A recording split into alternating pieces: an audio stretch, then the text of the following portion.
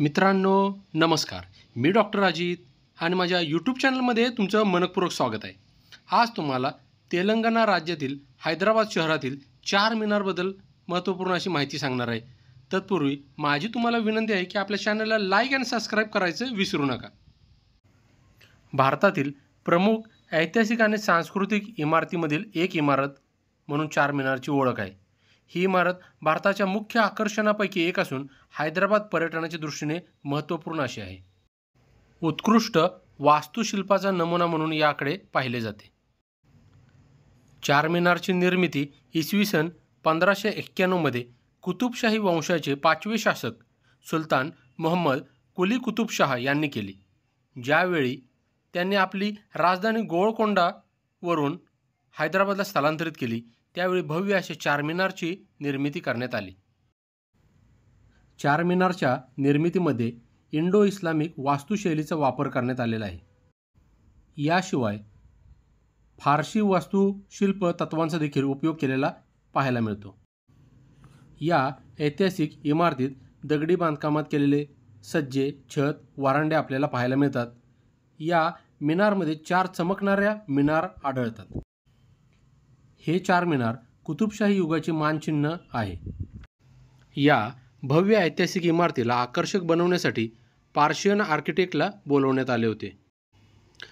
चार मिनारचा समावेश जागतिक वारसा स्थळामध्ये करण्यात आलेला आहे. 2010 साली युनेस्कोने वर्ल्ड हेरिटेज साईटमध्ये चार मिनारचा समावेश केला आहे.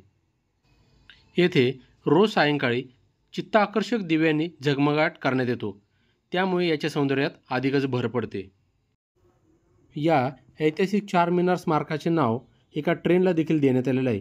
सध्या ही ट्रेन हैदराबाद ते चेन्नई या दरम्यान धावते. हैदराबाद येथील रेल्वे स्थानकापासून चार मिनार हे जवळजवळ 7 किलोमीटर अंतरावर आहे.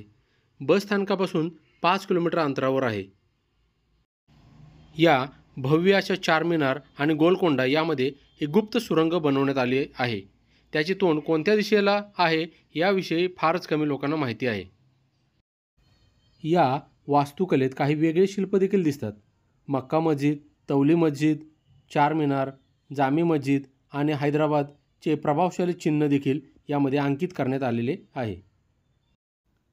या स्मारकाजवळ वेगवेगळ्या प्रकारचे मार्केट आहे, जेथे फार दुरून लोक खरेदी करण्यासाठी आलेले पाहायला मिळतात.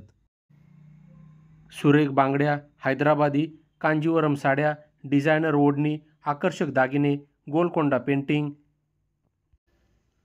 गोंगुरा लोणचे, कलामकारी चित्र हे येथील प्रसिद्ध आहे.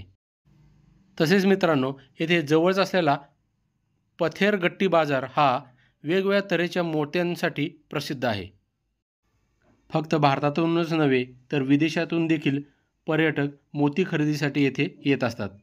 चार मिनारच्या चारही बाजूंना विशाल मार्केट पसरलेले असून जवळजवळ 14,000 ते 15,000 पेक्षा जास्त दुकाने पाहायला मिळाली.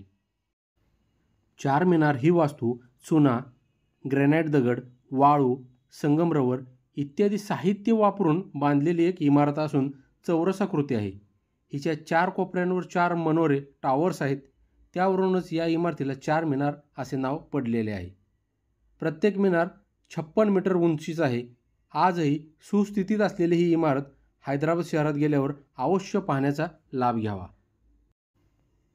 या चार मिनारच्या निर्मितीबद्दल असे सांगण्यात आले की सुलतान मोहम्मद कुली कुतुबशाहचे जावई करबलच्या लढाईत मारला गेला, त्याच्या स्मरणार्थ हे चार मिनार बांधले गेले आहे. त्याचप्रमाणे असे देखील सांगण्यात आले की हैदराबादमध्ये प्लेगच्या साथीने थैमान घातले होते. त्यातून बचाव करण्यासाठी चार मिनार ही वास्तू बांधण्यात आली.